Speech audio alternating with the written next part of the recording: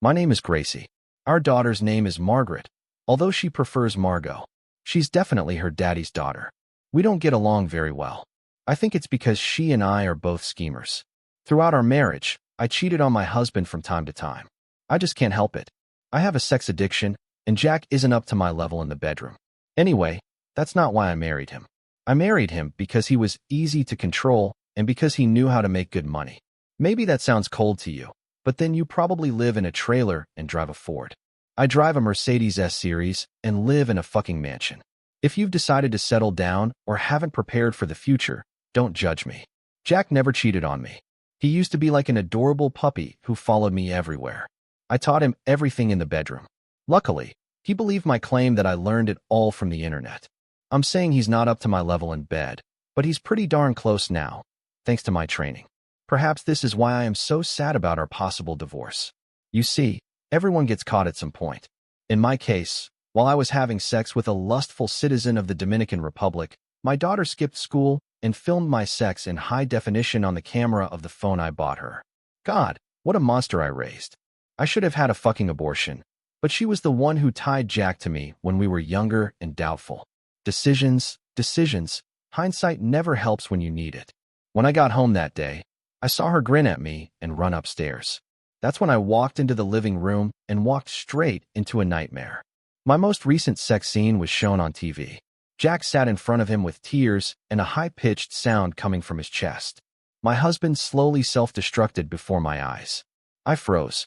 My mind told me to run and grab the cord from the socket, but my body was in shock. We both watched me having hot sex with a young student.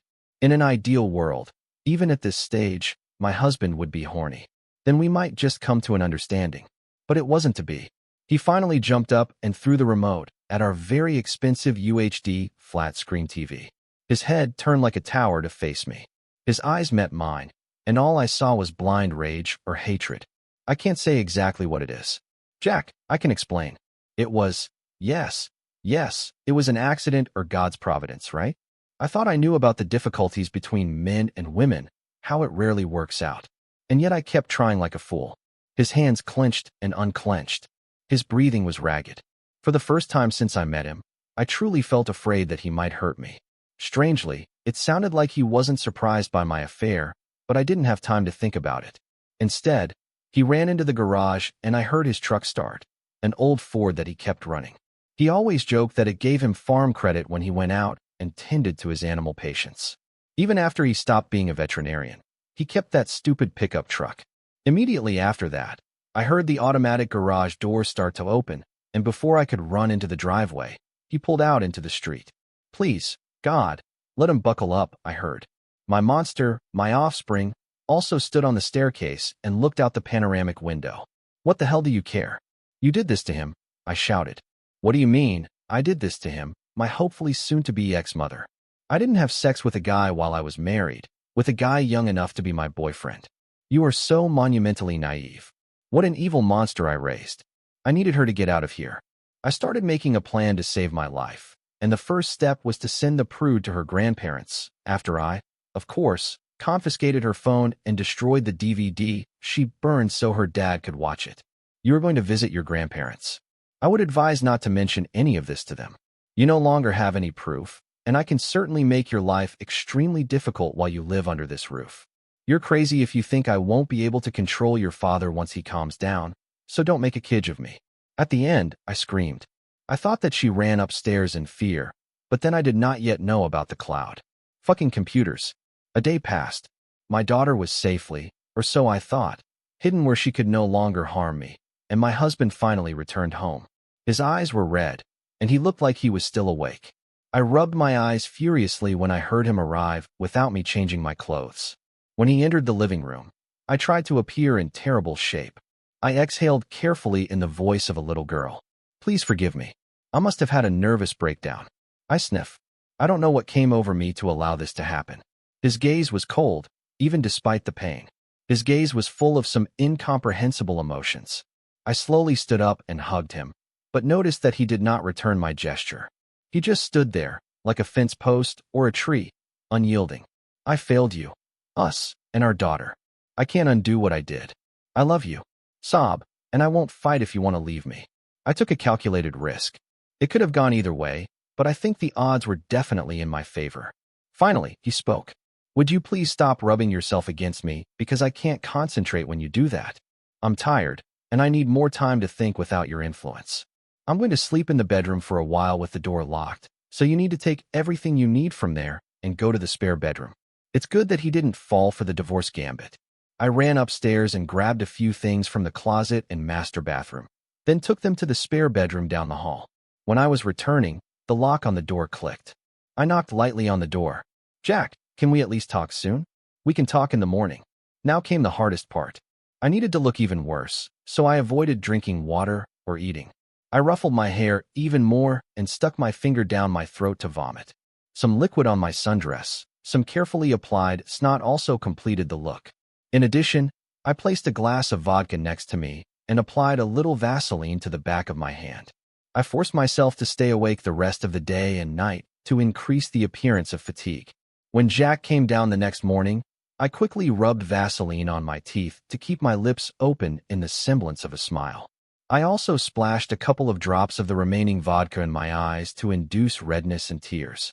It hurt like hell, but it was necessary. I saw that he looked much better, although he was devastated. Even better was the obvious concern on his face about my appearance. He still loved me.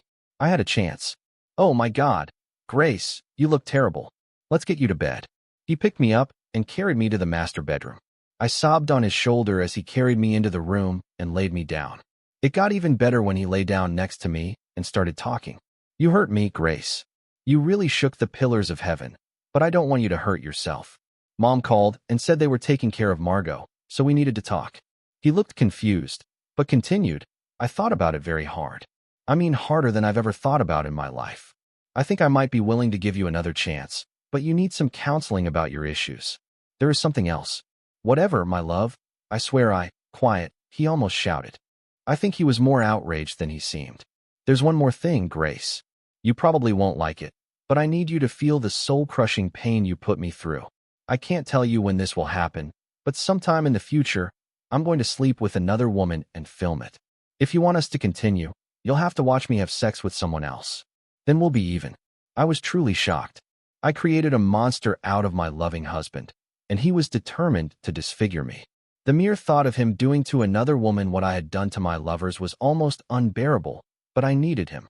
I had to go through this to get my life back to where it was. After I get my revenge at some point in the future, I will do the same. In the meantime, assuming we get intimate again, I'll put on a condom. Given my trust issues, I can't risk having another child, so you can try to tie me to you even more. I understand, Jack, my love. I don't want to feel the same pain, but I will do this to keep you. I will go through anything for this. I thought it was a little stupid, but you have to do what you have to do. Over the next few months, we settled into a challenging routine. My demon child came back into the house, and she clearly couldn't understand why we didn't get a divorce.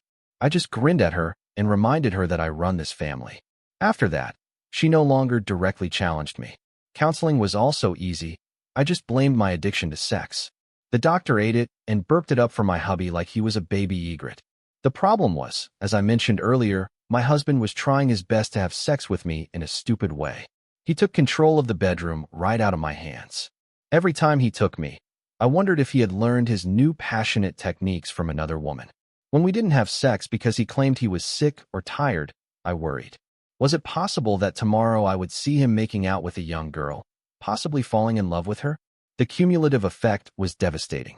As the year progressed, I lost all my self-confidence.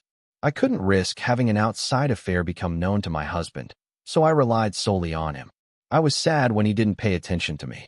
I lost weight, although I wasn't fat to begin with. Even my hair lost its shine and became brittle. People at work told me that I looked like I had suffered a shock and had aged 10 years. I couldn't sleep. My joints hurt. Maybe I was aging prematurely. The worst part is that I started to obsess over my husband and, dare I say it, really love him. Everything was in his hands. Every day, I expected my world to be taken from me and, like some evil priest in a movie, my Jack to giggle happily and reach into my chest to rip out my beating heart. My plan was terrible. Who would have thought that the main intriguer would fall into a trap that she herself set? Finally, almost a year later, I can't take it anymore. I decided to pull the plug and see what happened. I sent my daughter back to her grandparents and decided to sort things out with my loving husband. He needed to take a shit or get off the potty, or I was leaving. Even though I really love him for the first time, I can't suffer anymore. Jack, I can't stand it anymore. I need you to hurry up and find this other woman, have sex with her, and let me watch the tape so we can get through this. He just looked at me. I felt goosebumps crawl across my body as I realized that this look was the same as the one he gave me a year ago. The look of a bug collector when he sees a particularly interesting bug he wants to collect. Or perhaps the feverish look of a young sociopath burning ants with a magnifying glass. What have I done with my actions? Do you really think I can stoop to your level, Gracie? He said in a cold voice. I noticed that he used my full name, which he never did as he preferred the nickname Grace. I never intended to do what I told you. All I've done this year is push you. I wanted you to finally love me, so that when you could no longer bear the worries and doubts, you would give me an ultimatum. He stood up and walked into his office. I heard the key turn in the lock, and he came back with a large envelope. You can sign it or not, I don't care. We've come full circle, you and me. I don't care one iota about you anymore, and you seem to love me. I wouldn't care. While you have a hard time imagining me sleeping with some woman out of revenge. You see? Now you feel what I felt before. You know what it's like to wonder every day if the one you love is going to give up that love and trust for just sex. A year ago, I had no intention of deciding anything. I just wanted to hurt you as much as possible, without putting you through physical torture. I looked at the papers he handed me. Divorce papers signed and dated just under a year ago. My tears blurred the details, but at the moment, they didn't really matter. There was one chance, Gracie won. If during this time you had admitted everything, stopped trying to pass it off as some kind of mental problem, and actually apologized, we could have made peace. But you didn't. You were dodging and trying to get out, just as I suspected. I'm not stupid, Gracie. I have had my suspicions for a long time, and I am quite sure that this student was not your first outsider. I let it go because of our daughter and because I loved you then. Anyway, we're done. Sign the papers if you want, but either way, take your things and leave. Margot will stay with me. She's old enough to choose, and that means I'll run the house until she finishes school. You make more money than me, so good luck getting alimony. Leave. Margot will be home soon, and I don't want you here. I was Frankenstein looking at what I had created. I doubted that I would die of pneumonia anytime soon, but inside I was as dead as the monster's creator, Mary Shelley. He planned it all. I even had to wonder if his suspicions and plans began around the time he decided to become a truck driver. This certainly changed the balance of money earned between us and reduced my chances of using alimony as a weapon to delay the divorce.